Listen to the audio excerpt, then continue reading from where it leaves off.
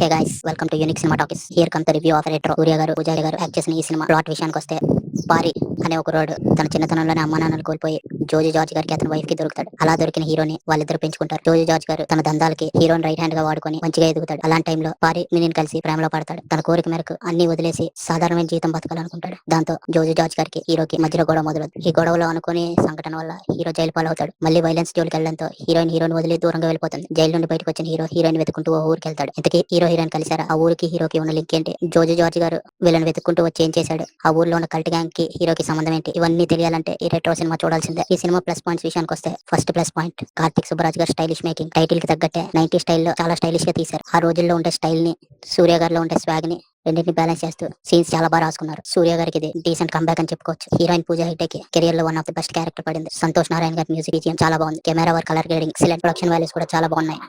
Starting లో వచ్చే పెళ్లి సీక్వెన్స్ చాలా బాగుంది. సినిమాలో చాలా సందర్భాల్లో డైరెక్టర్ మార్క్ క్లియర్ గా కనిపిస్తుంది. ఈ సినిమాలో మైనస్ పాయింట్స్ విషయానికి వస్తే, ఫస్ట్ హాఫ్ మొత్తం ఎంతో నీట్ గా తీసిన డైరెక్ట్, సెకండ్ హాఫ్ తడబడ్డా ఎటు వెళ్తుందో అర్థం కాని కథ. ఎక్కడ మొదలు పెట్టారో ఎక్కడికి తీసుకొచ్చారో అన్నట్టు ఉంటుంది. క్లైమాక్స్ బాగుంటుంది కానీ అందరికీ ఎక్కకపోవచ్చు. సినిమాలో ఎమోషన్స్ అయితే ఉన్నాయి, అది ప్రేక్షకుడికి పెద్దగా కనెక్ట్ అవ్వదు. సెకండ్ హాఫ్ మీద ఎక్కువ వర్క్ చేస్తుంటే బాగుండేది. ఓవరాల్ గా ఈ రెట్రో సినిమా కొన్ని చోట్ల స్లోగా ఉన్నప్పటికీ కొన్ని హై మూమెంట్స్ తో, స్టైలిష్ టేకింగ్ తో బాగానే అనిపిస్తుంది. సూర్య గారికి సాలిడ్ కంబ్యాక్ అని చెప్పలేం కానీ ఒక మంచి డీసెంట్ కంబ్యాక్ అయితే ఇచ్చారని చెప్పాలి.